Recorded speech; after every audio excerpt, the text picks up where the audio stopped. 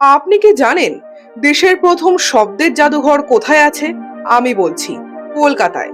এখানে গেলে আপনি জানতে পারবেন 1002 বছর আগে একটি শব্দ ঠিক কেমন শোনাতো।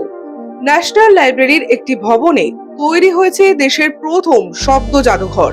এখানে রয়েছে মোট 9টি গ্যালারি। আদি শব্দ, মাতৃভাষা, নবরস, ভাষার বিবর্তন, মহাপুরুষদের ভাষায় অবদান, মৌখিক ঐতিহ্য প্রদর্শন, এছাড়াও সর্বজনীন সংলাপ এবং পাবলিক লাইব্রেরির ইতিহাস। পুরো জাদুঘর জুড়ে রয়েছে অডিও ভিজুয়াল প্রদর্শনী, ডিজিটাল ডিসপ্লে, ইন্টারঅ্যাক্টিভ ইনস্টলেশন এবং এর পাশাপাশি বিভিন্ন ভাষার প্রাচীন এবং আধুনিক উচ্চারণগত তুলনামূলক উপস্থাপন। আর সব থেকে ইন্টারেস্টিং বিষয় হলো 2-3 হাজার বছর আগে একটি শব্দ যেভাবে উচ্চারিত হতো এবং তার যা অর্থ ছিল, হয়তো সময়ের সাথে সাথে সবটাই পাল্টে গেছে। এই সব কিছুই এখান থেকে জানা যাবে।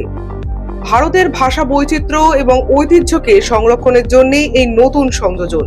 আমি তো এখানে খুব শীঘ্রই যাচ্ছি। আর আপনি যাওয়ার আগে চ্যানেলটা কিন্তু সাবস্ক্রাইব করবেন।